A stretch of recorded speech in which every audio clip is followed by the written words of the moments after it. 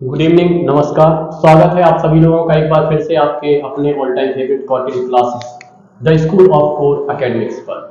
तो जैसे कि यहाँ पे हम लोग इंटरमीडिएट की सीरीज भी स्टार्ट कर चुके हैं और फर्स्ट लेक्चर में आप लोगों ने रिप्रोडक्शन का एक ओवरव्यू लिया है। आपको पता है कि रिप्रोडक्शन की यूनिट में हम लोगों को टोटल 4 चैप्टर डिस्कस करने हैं। उन चैप्टर्स का जो इंटीग्रल कंटेंट है उस कंटेंट की डिस्कशन हम लोगों ने पिछले चैप्टर में की थी कि कौन कौन से टॉपिक्स आपको पढ़ने हैं और एक कोशिश की गई थी कि उतने समय में आप लोगों को एक ब्रीफ इंट्रोडक्शन उन जनरल टॉपिक की दे दी जाए जो हम लोगों को यहाँ पे डिस्कस करने हैं। आज से अब हम लोग बाकायदा फर्स्ट चैप्टर के साथ आपके सिलेबस को स्टार्ट करने जा रहे हैं। ये वीडियो आपके लिए बहुत ज्यादा एसेंशियल, बहुत ज्यादा इंपॉर्टेंट है। इससे पहले कि हम किसी इंटरनल कंटेंट या जो हमारी कोर्स स्ट्रक्चर है उसको फॉलो करना स्टार्ट करें, हमें लगता है कि हर लर्निंग की प्रोसेस को स्टार्ट करने से पहले उससे रिलेटेड जो हमारी बेसिक्स है उस बेसिक्स की स्ट्रॉन्ग होनी बहुत जरूरी है। तो रिप्रोडक्शन से रिलेटेड भी कुछ ऐसी ग्लोसरी है, कुछ ऐसी टर्मिनोलॉजी है, टेक्निकल टर्म्स हैं। इसके अलावा बहुत सारे बेसिक्स प्रोसीजर्स हैं जिनकी नीड रहेगी आप लोगों को रिप्रोडक्शन की प्रोसेस को पढ़ते समय। बार बार वो टर्म्स, बार बार वो प्रोसेस आपके सामने आएंगे, इसलिए पहले से ही आपके दिमाग में ये सारी बातें एक्सप्लेन होनी चाहिए कि उन टर्म्स की मीनिंग क्या है। तो वहां पर आपको समझने में बहुत ज्यादा प्रॉब्लम नहीं होगी। इनमें से कुछ टर्मिनोलॉजी वो भी हो सकती है जो इंटरमीडिएट के सिलेबस से रिलेटेड नहीं है, वो आपके फर्स्ट ईयर के सिलेबस से रिलेटेड है। आप जानते हैं कि आपके पैरेलल में आपके फर्स्ट ईयर का भी डिस्कशन चल रहा है सिलेबस का, तो वहां पे भी अभी हम बहुत ज्यादा दूर नहीं गए, अभी आपका फर्स्ट यूनिट ही वहां डिस्कस किया जा रहा है। तो उन कंटेंट को जो आपको फर्स्ट ईयर में बहुत डिटेल में पढ़ने हैं, यहाँ हम उस कंटेंट को डिटेल में लेकर नहीं आएंगे आपके सामने। यहाँ हम उस कंटेंट को केवल उतना सा डिस्कस करेंगे जितनी नीड आपको रिप्रोडक्शन को समझने के लिए है। अब यहाँ पे एक बात और याद रख लीजिए कि आपको लाइव लेक्चर सुनते देखते समय पेन कॉपी साथ रखने की जरूरत नहीं है। यहाँ 1-to-1 इंटरेक्शन करिए।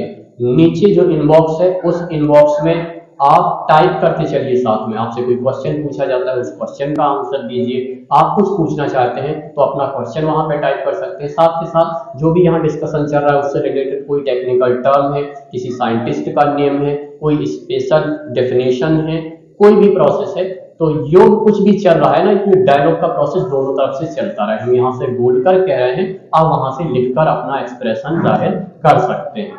आइए हम लोग स्टार्ट करने वाले हैं इसको। और लाइव डिस्कशन के बाद एक बार आप रिकॉर्डेड वीडियो को भी वॉच करिए और उसके बाद अपने नोट्स प्रिपेयर करिए। तो इससे होगा ये कि कम से कम आप 2 बार वीडियो को सामने से देख लेंगे, ज्यादा से ज्यादा कंटेंट आपको लर्न हो जाएगा और रिटन फॉर्म में आपके पास रहेगा तो वो आपको आगे काम आने वाला है।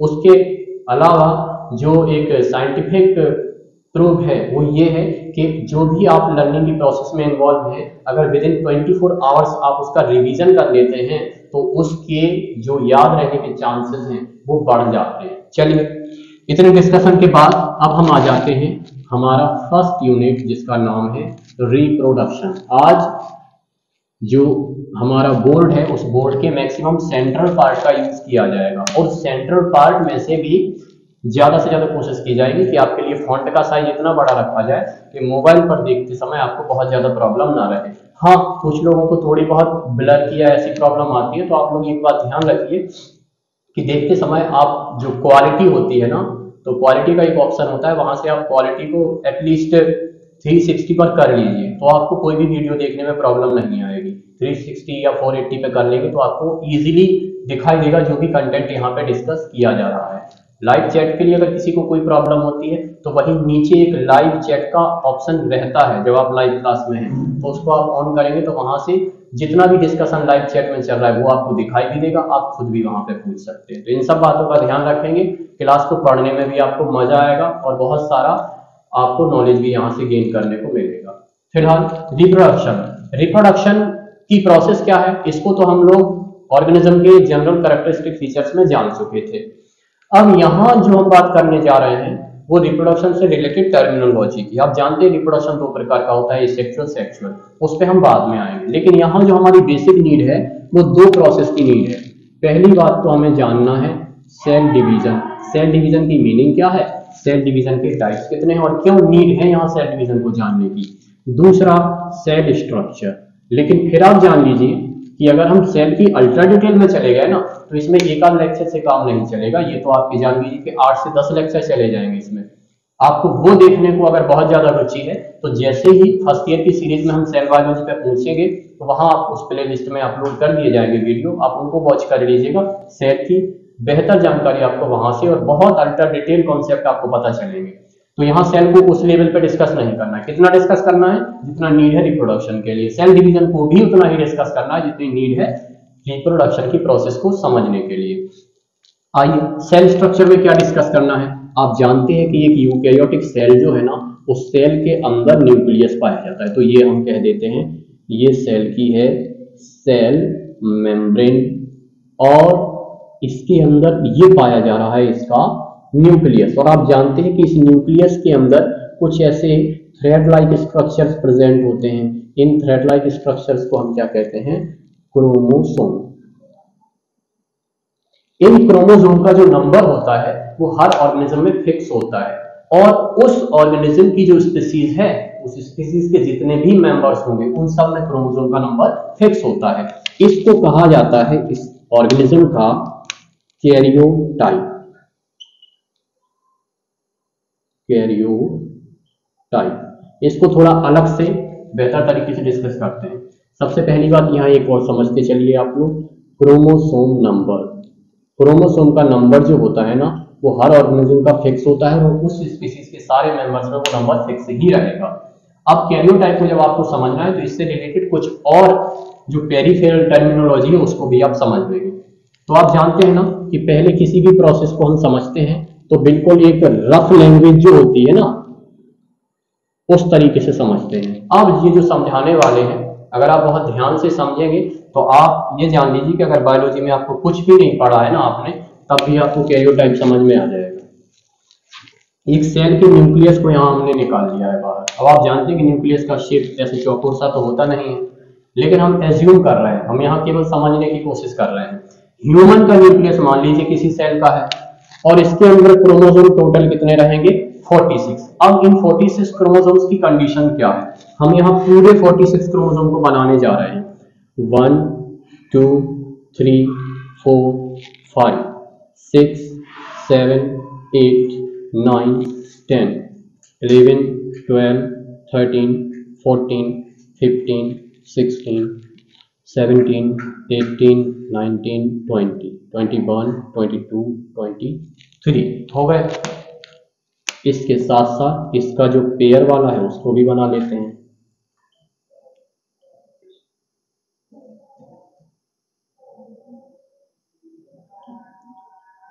तो ये हम ह्यूमन के किसी एक सेल के सारे क्रोमोसोम को यहाँ पे बना रहे हैं। 2 कलर से क्यों बनाए गए हैं सारी बातें आपको स्पष्ट होंगी। यहाँ हम ऑटोसोम हेट्रोसोम की बिल्कुल बात नहीं कर रहे हैं, हम ओवरऑल क्रोमोसोम की काउंटिंग की बात केवल कर रहे हैं।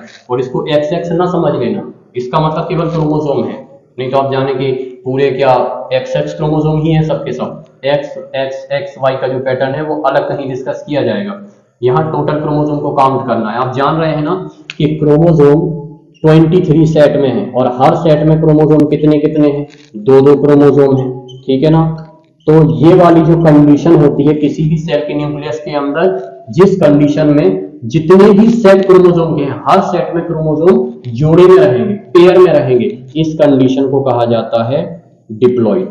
इसको इंडिकेट करते हैं 2n से, या कुछ एक बहुत रेयर बुक्स में आपको देखेगा 2x से भी लिखा रहता है, लेकिन कोई कंफ्यूजन आपको ना रह जाए। प्लांट के केस में इसको हम स्पोरोफाइट भी कहते हैं, ठीक है। अब एक दूसरी इमेज आपको दिखाएं उससे पहले एक बात और समझाते चलते हैं। आप देख रहे हैं ना कि हर एक सेट में 2-2 क्रोमोसोम हैं। 2 क्रोमोसोम को अलग अलग कलर से बनाया गया है। अलग अलग कलर से बनाने का मतलब क्या है, ये जोड़ी के जो क्रोमोसोम है ना ये क्रोमोसोम कहलाते हैं होमोलोगस, यानी 5वीं जोड़ी के जो दोनों क्रोमोसोम है आपस में होमोलोगस है, 4थी जोड़ी के दोनों आपस में होमोलोगस। किसी भी जोड़ी के जो 2 क्रोमोसोम है वो आपस में क्या होते हैं, होमोलोगस। और एक जोड़ी के जो क्रोमोसोम है वो दूसरी जोड़ी के क्रोमोसोम के लिए क्या रहेंगे, नॉन होमोलोगस। अगर पहले पेयर का और 5वें पेयर का आप कंपैरिजन करेंगे तो ये क्रोमोसोम इस क्रोमोसोम का, ये क्रोमोसोम इस क्रोमोसोम का, या ये क्रोमोसोम इस क्रोमोसोम का क्या होगा, नॉन होमोलोगस। और इन 2 क्रोमोसोम में से हमेशा जो एक क्रोमोसोम है वो हमें मिलता है फादर से, जो दूसरा क्रोमोसोम है वो क्रोमोसोम हमें मिलता है मदर से। यानी एक का ओरिजिन होता है पैटर्नल, दूसरे का ओरिजिन होता है मैटरनल। तो ये क्रोमोसोम की जो कंडीशन है इसको डिप्लॉइड बोला जाता है। और किसी भी सेल के न्यूक्लियस के अंदर डिप्लॉइड क्रोमोसोम नंबर की जो ओवरऑल काउंटिंग होती है, उनका जो साइज होता है, जो शेप होता है, अरेंजमेंट होता है, इन सब को कलेक्टिव फॉर्म में हम बुलाते हैं उसका कैरियोटाइप। थोड़ा सा इसको इधर से हटाकर हम यही लिख लेते हैं कि डिप्लॉइड नंबर ऑफ क्रोमोसोम किससे रिलेटेड होता है, हमारे कैरियोटाइप से। ये स्पीसीज स्पेसिफिक कैरेक्टर है, यानी एक स्पीसीज के जितने भी मेंबर्स होंगे उनके बॉडी के हर सेल में डिप्लॉइड क्रोमोसोम का नंबर जो रहेगा वो फिक्स रहेगा। अब हम इस इमेज को थोड़ा दूसरे तरीके से दिखाने की कोशिश करते हैं। तो इस सेट का एक एक क्रोमोसोम हम यहाँ से हटा देते हैं। जब आप एक एक क्रोमोसोम को यहाँ से डिलीट कर देंगे तो अब आप क्या देख पा रहे हैं कि हर सेट में हमें केवल और केवल कितना क्रोमोसोम दिख रहा है, एक एक क्रोमोसोम ही दिख रहा है। ठीक है,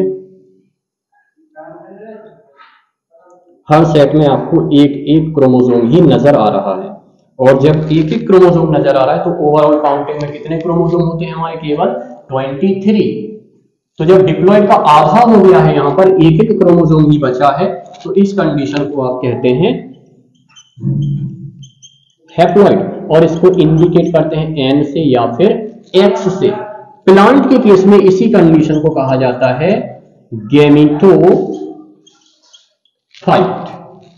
तो हम उम्मीद करते हैं कि इतना आप लोगों को अब समझ में आ गया होगा। कैरियोटाइप का मीन्स क्या है, डिप्लॉइड क्या है, हैप्लॉइड क्या है, उनको इंडिकेट किन सिंबल से किया जाता है। एक टर्म और बताते चलते हैं। जिस तरह से डिप्लॉइड सेल के न्यूक्लियस के अंदर प्रेजेंट जितने क्रोमोसोम हैं उन सबको कलेक्टिव फॉर्म में हम बोलते हैं कैरियोटाइप। इसी तरह से एक हैप्लॉइड सेल के अंदर जितने क्रोमोसोम प्रेजेंट है या उनमें जितना डीएनए का कंटेंट है उसको हम बोलते हैं उसका जीनोम। जीनोम टर्म को और भी कई सेंस में यूज करते हैं, लेकिन ये जान लीजिए कि जेनेटिक मटेरियल या डीएनए के लिए ही जीनोम टर्म का यूज हमेशा होता रहा है। तो आप लोगों को इतनी जो टर्मिनोलॉजी है ये समझ में आ चुकी होगी। हैप्लॉइड डिप्लॉइड का कॉन्सेप्ट क्या है, जीनोम क्या है, कैरियोटाइप क्या है, होमोलोगस क्या है, नॉन होमोलोगस क्या है। कहीं किसी को कोई डाउट रहता है तो इतने कंटेंट को रिकॉर्डेड वीडियो में एटलीस्ट आप 3 टाइम देखिए। 3 बार देखने के बाद फिर आप उस लेवल पर पहुंचेंगे कि आपको क्या समझ में नहीं आया है।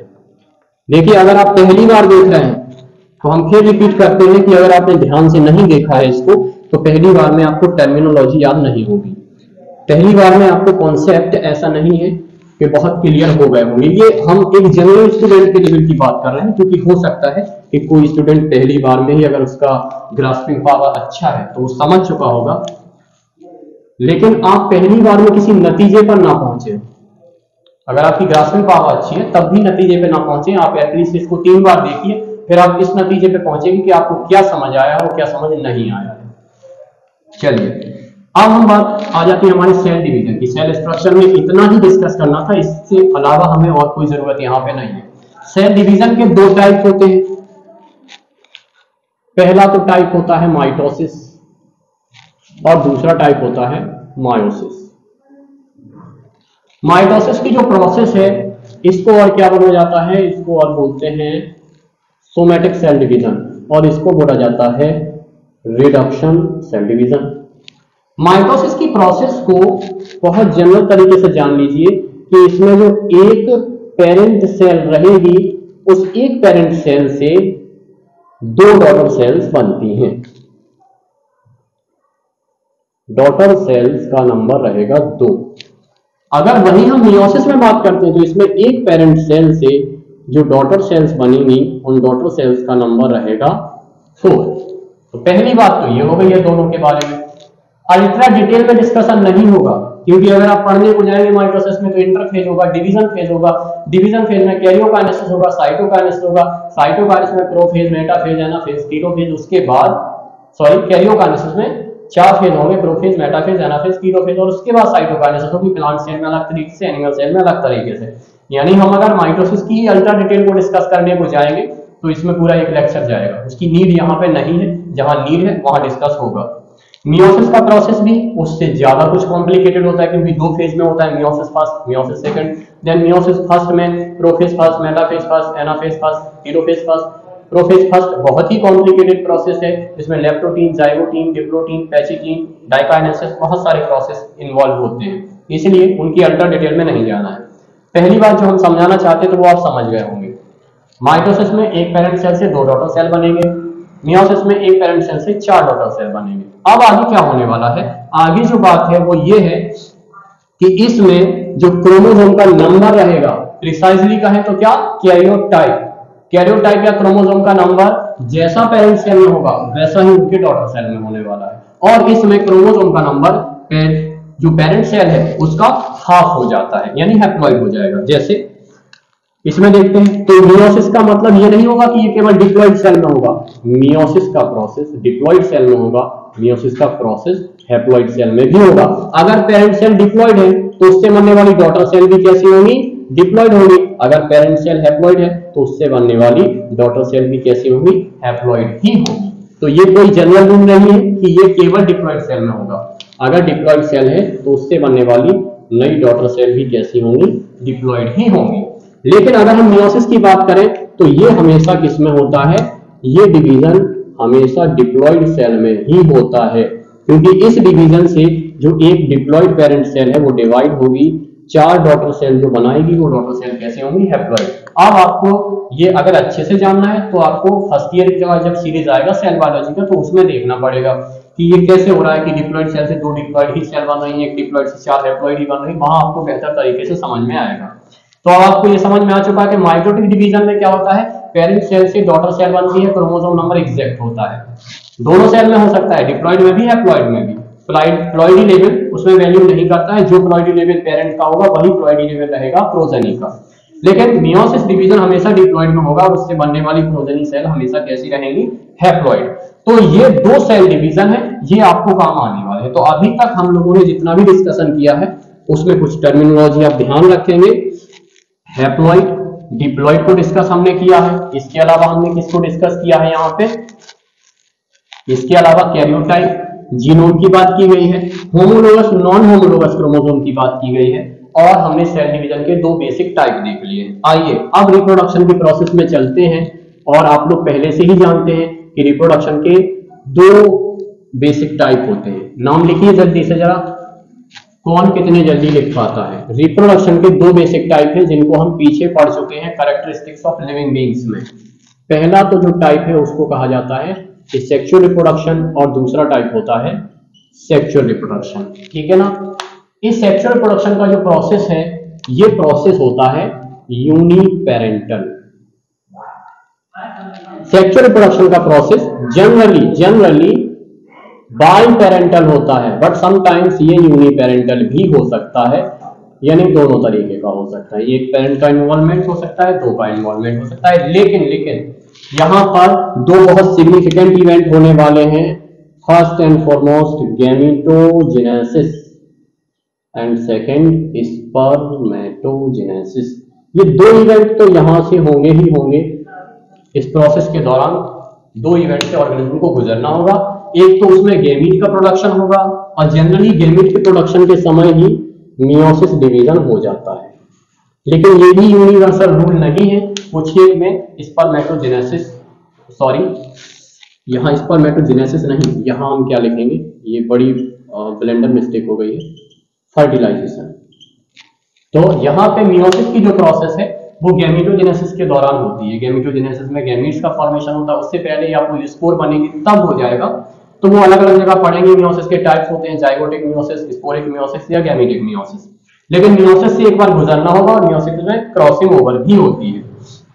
उसके बाद गैमीट्स जब बन जाएंगे तो 2 गैमीट्स का यूनियन होगा, फर्टिलाइजेशन हो जाएगा, उससे जाइगोट का फॉर्मेशन हो जाएगा, ठीक है ना। लेकिन ऐसे किसी इवेंट से एसेक्सुअल रिप्रोडक्शन में ऑर्गेनिज्म को नहीं गुजरना होता है। इसमें तो सिंपली क्या होता है, केवल माइटोटिक डिवीजन। एक पेरेंट सेल है और उस पेरेंट सेल में जब माइटोटिक डिवीजन होगा तो उससे जो बनने वाली नई प्रोजेनी सेल है ना, वो एग्जैक्ट पेरेंट सेल के जैसी ही होगी, यानी ये डिप्लॉइड रहेगा तो ये सेल दोनों भी डिप्लॉइड ही होंगी, सारा पैटर्न वही रहेगा। यानी इन सेल को हम कह सकते हैं ये एक प्रकार के क्लोन होते हैं। जो किससे प्रोड्यूस हो रहा है, एसेक्सुअल रिप्रोडक्शन से प्रोड्यूस हो रहे हैं।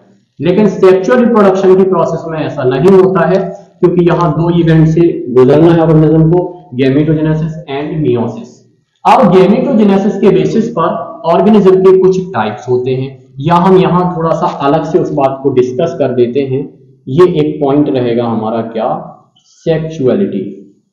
इस प्रोसेस में गेमीट का प्रोडक्शन हो रहा है। अब गेमीट का प्रोडक्शन एक सिंगल बॉडी में होगा या दो अलग अलग बॉडी में होगा, ये बात डिपेंड करती है। अगर दो अलग अलग बॉडी में होगा तो ऐसे ऑर्गेनिज्म कहलाएंगे यूनिसेक्सुअल। तो इनके लिए हम इस तरह के साइन यूज करते हैं, ये मेल के लिए और ये वाला साइन है फीमेल के लिए। ये किसके लिए है? मेल के लिए। ये वाला साइन होता है फीमेल के लिए। और अगर वो बाइसेक्सुअल है तो फिर उनको और भी कुछ कहा जाता है, हर्माफ्रोडाइट। तब हम ये वाला साइन यूज करते हैं। जब एक ही बॉडी में मेल और फीमेल दोनों तरह के रिप्रोडक्टिव ऑर्गन्स बन रहे हैं तो उसको हम कहते हैं बाइसेक्सुअल या हर्माफ्रोडाइट। इसी के आधार पे कहा था ना कि ये बाइपेरेंटल भी हो सकता है, यूनिपेरेंटल भी हो सकता है। बाइपेरेंटल कब होगा? जब ऑर्गेनिज्म यूनिसेक्सुअल हो, यानी मेल गैमेट एक अलग बॉडी में बनेगा, फीमेल गैमेट एक अलग बॉडी में बनेगा। और बाइसेक्सुअल या हर्माफ्रोडाइट कब कहा जाता है? जब एक ही बॉडी में दोनों बन रहे हो, यानी उस कंडीशन में तो यूनिपेरेंटल होगा। लेकिन ये दो इवेंट तो होंगे ही होंगे, गैमेटोजेनेसिस भी होगा और फर्टिलाइजेशन भी होगा। ठीक है, तो सेक्सुअलिटी भी आप लोगों की समझ में आ गई होगी। अब इसके बाद जो आगे की इसमें डिस्कशन है रिप्रोडक्शन की प्रोसेस में, आगे हम सेक्सुअल रिप्रोडक्शन को ही एलेबोरेट करके समझने की कोशिश करते हैं। सेक्सुअल रिप्रोडक्शन की प्रोसेस में ऑर्गेनिज्म में कुछ ऑर्गन्स बनते हैं जिनको हम सेक्स ऑर्गन्स कह सकते हैं, या थोड़ा और बेहतर लैंग्वेज में हम इनको कहेंगे रिप्रोडक्टिव ऑर्गन्स। रिप्रोडक्टिव ऑर्गन्स जो ऑर्गेनिज्म के होते हैं, अगर एनिमल के केस की बात कर लें, थोड़ा दोनों में समझ लीजिए, दो प्रकार के होते हैं। एक तो होते हैं प्राइम रिप्रोडक्टिव ऑर्गन्स, और इन प्राइम रिप्रोडक्टिव ऑर्गन्स को और आप क्या कहते हैं, थोड़ा बड़ा सा लिख देते हैं यहां पे, और आप इसको कहते हैं गोनाड्स। गोनाड्स उन ऑर्गन्स को कहा जाता है जिनके अंदर गैमीट्स बनते हैं, गैमीट्स के प्रोडक्शन से रिलेटेड होते हैं, उन ऑर्गन्स को गोनाड्स कहा जाता है। बाकी जितने भी ऑर्गन बचते हैं वो सेकेंडरी रिप्रोडक्टिव ऑर्गन्स होते हैं, या आप इनको एक्सेसरी रिप्रोडक्टिव ऑर्गन्स भी कंसीडर कर सकते हैं। ठीक है, इनका डायरेक्ट रोल नहीं है गैमीट के प्रोडक्शन में, लेकिन रिप्रोडक्शन की प्रोसेस में हेल्प ये करते हैं, ये काम होता है। अगर आप प्लांट के केस में डिस्कस करने जाते हैं तो प्लांट में एक फ्लावर है, फ्लावर में 4 भाग है, calyx, Corolla, androecium, gynoecium. Gamete तो एंड्रोसियम में बनेंगे और गायनोसियम में बनेंगे, यानी मेन वर्ड तो वही होते हैं, कह सकते हैं एक प्रकार से कि वो प्राइम रिप्रोडक्टिव ऑर्गन्स है। बाकी कैलिक्स और कोरोला क्या है, वो एक्सेसरी ऑर्गन है। लेकिन अगर हम ह्यूमन की रिप्रोडक्शन में इस बात को डिस्कस करते हैं तो ह्यूमन में मेल के केस की बात करते हैं तो मेल के गोनाड को क्या कहा जाता है, टेस्टिस, क्योंकि ये रिलेटेड है किसके प्रोडक्शन से, मेल के गैमीट यानी स्पर्म के प्रोसेस से, स्पर्मेटोजेनेसिस से। तो ये मेल के गोनाड्स हैं। उनके अलावा जितने भी ऑर्गन है, एपिडिडाइमिस है, वासा डिफरेंशिया है, वास डिफरेंस है, इजेकुलेटरी डक्ट है, सेमानियल वेसिकल है, यूरेथ्रा है, ये जितने भी स्ट्रक्चर है वो सब के सब क्या है, सेकेंडरी रिप्रोडक्टिव ऑर्गन्स या एक्सेसरी रिप्रोडक्टिव ऑर्गन्स। फीमेल के केस की अगर आप बात करते हैं तो फीमेल में किसमें गैमीट्स बनेंगे, ओवरीज में गैमीट्स बनेंगे। तो ओवरीज क्या है, फीमेल के प्राइम रिप्रोडक्टिव ऑर्गन, और फीमेल के गैमीट्स का नाम क्या होता है, ओवम। इसके अलावा फीमेल में जितने भी रिप्रोडक्टिव ऑर्गन्स हैं वो सब के सब क्या है, सेकेंडरी रिप्रोडक्टिव ऑर्गन्स हैं या एक्सेसरी रिप्रोडक्टिव ऑर्गन्स हैं, जिसमें आपका साल्पिंस या फैलोपियन ट्यूब आ जाता है, यूटेरस आ जाता है, वेजाइना आ जाता है, सर्विक्स आ जाता है, एक्सटर्नल जेनिटलिया या जिसको हम प्यूडेंटम या वल्वा कहते हैं, ये सब के सब होते हैं फीमेल के सेकेंडरी रिप्रोडक्टिव ऑर्गन्स। तो आप लोगों को यहां तक समझ में आ गया होगा। अब रिप्रोडक्शन से रिलेटेड कुछ थोड़ी सी टर्मिनोलॉजी और बची है, उसको आप लोग और समझ लीजिए थोड़ा ठीक से। एक टर्म आपको जनरली प्लांट्स में यूज किया जाता है, वो सुनने को मिलेगा, जिसको कहा जाता है ऑल्टरनेशन ऑफ जनरेशन। और अगर किसी को याद हो तो लिखिए कि ये टर्म किसने दिया था। Term alternation of generation is given by, किसने दिया था ये टर्म। बात हम यहाँ पे साइंटिस्ट की नहीं करेंगे, बस इसका मीन्स क्या है, इसका मीन्स है कि जनरेशन जो है ना वो एक दूसरे को ऑल्टरनेट करती है। इट मीन्स कि लाइफ साइकिल में ऑर्गेनिज्म की एक एक करके जनरेशन आती है, यानी एक बार डिप्लॉयड जनरेशन आएगी, फिर हैप्लॉयड जनरेशन आएगी, फिर डिप्लॉयड जनरेशन आएगी, फिर हैप्लॉयड जनरेशन आएगी, फिर डिप्लॉयड जनरेशन आएगी, फिर हैप्लॉयड जनरेशन। प्लांट के केस में क्या कहेंगे? Sporophyte, gametophyte, sporophyte, gametophyte, sporophyte, gametophyte. इसी को कहा जाता है ऑल्टरनेशन ऑफ जनरेशन। यानी गैमेट्स का प्रोडक्शन होगा तो जनरेशन हैप्लॉयड हो गई है, फिर जाइगोट बनेगा तो जनरेशन डिप्लॉयड हो गई है, नया ऑर्गेनिज्म जाइगोट, एम्ब्रियो के बाद नया ऑर्गेनिज्म बनेगा, उसमें फिर मियोसिस होगा, फिर गैमेट बनेंगे, फिर हैप्लॉयड हो जाएगा, और गैमेट्स का यूनियन होगा, फिर जाइगोट बनेगा, फिर डिप्लॉयड जनरेशन आ जाएगा। तो सेक्सुअल रिप्रोडक्शन के प्रोसेस में ये सारे इवेंट्स चलते रहते हैं जिनको हम कहते हैं अल्टरनेशन ऑफ जनरेशन। इसके बाद एनिमल्स में जो ऑर्गेनिज्म के डेवलपमेंट के टाइप हैं वो भी आप जान लीजिए कि डेवलपमेंट दो तरीके का होता है।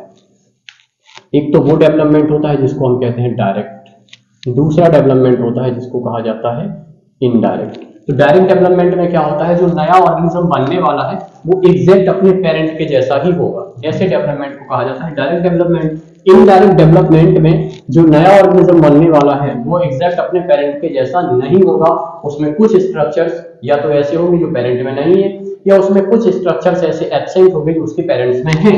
इस तरह के डेवलपमेंट से बना जो ऑर्गेनिज्म का स्टेज होता है उसको हम बोलते हैं लार्वा। एनिमल किंगडम के अलग अलग फाइलम में अलग अलग तरह के लार्वा हमें देखने को मिलते हैं। लार्वा का जो डेवलपमेंट है या जो इनडायरेक्ट डेवलपमेंट है, इस इनडायरेक्ट डेवलपमेंट में लार्वा से अब आगे क्या बनने वाला है, एडल्ट बनने वाला है। तो लार्वा से एडल्ट के बनने के प्रोसेस को कहा जाता है मेटामॉर्फोसिस। और यहां से रिलेटेड दो टर्म्स आपको और बता देते हैं। अगर लार्वा ज्यादा डेवलप है, यानी इन्हें अलग से लिख लेते हैं, एक साइड आपने लिख लिया है लार्वा, दूसरे साइड आपने लिख लिया है एडल्ट। और अब हम क्या लिख रहे हैं, अगर लार्वा ज्यादा डेवलप है, देन ऊपर ही लिख देते हैं मोर डेवलप लार्वा, मोर डेवलप लार्वा। तब इस कंडीशन को क्या कहा जाता है, तब इस कंडीशन को कहा जाता है कि ये मेटामॉर्फोसिस कैसा हो रहा है, रेट्रोग्रेसिव। अगर लार्वा ज्यादा विकसित है, एडल्ट कम विकसित है। और यही कहानी अगर उल्टी है, यानी कि कौन ज्यादा डेवलप है, मोर डेवलप एडल्ट, तब इसको कहा जाता है प्रोग्रेसिव डेवलपमेंट। लार्वा में कुछ ऐसे स्ट्रक्चर हैं जो उसके एडल्ट में नहीं होते, जैसे कि टेडपोल में टेल पाई जाती है लेकिन फ्रॉग में टेल नहीं होती है। तो जब टेल का डीजनरेशन हो जाएगा तब वो एडल्ट में कन्वर्ट होगा, यानी इस तरह के मेटामॉर्फोसिस को रेट्रोग्रेसिव कहा जाएगा।